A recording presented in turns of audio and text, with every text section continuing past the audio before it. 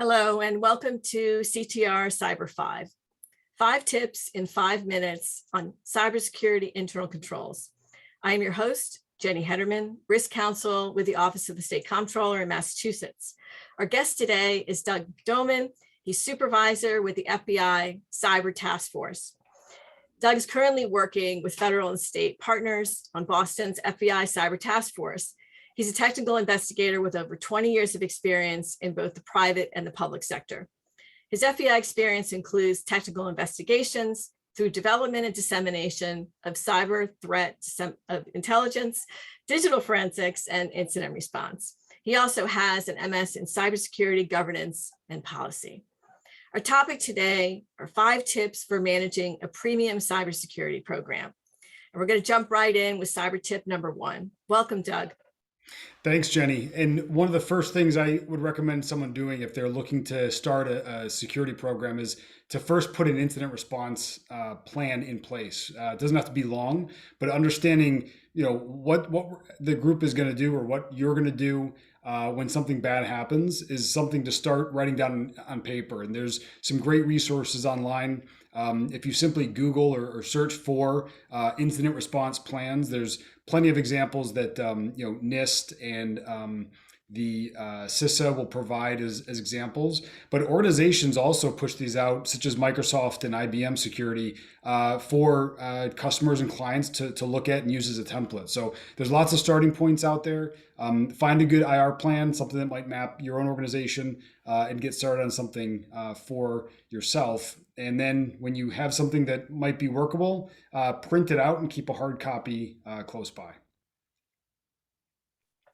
The next is the NIST Cybersecurity Framework. So about 6 or 7 years ago, NIST put out in beta form the framework that they were pushing for organizations to begin to adopt a security program, which in quite honestly, many organizations still don't have. So this is a good starting point. It's got a pretty deep list of questions and surveys that your organization can go through. And then it recommends kind of how to continue that program on a cyclical basis to make sure that you're addressing all the concerns that the cybersecurity framework recommends you look at.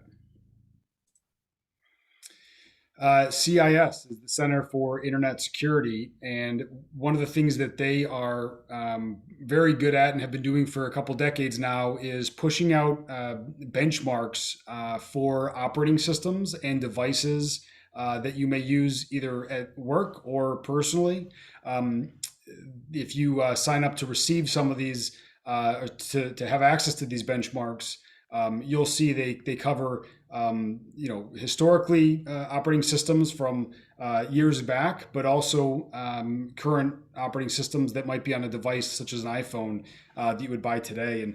And they break the benchmarks into 2 different levels. Level 1 would be a user that just needs to make sure that their operating system is hardened for production or just for simple use. And then a level 2 might be for a device or an operating system that is in charge of maybe some of the crown jewels of the organization that they really want to keep secure. So they do offer those 2 levels. And if you access CIS benchmarks, you'll find just a plethora of other information as well. It's extremely useful.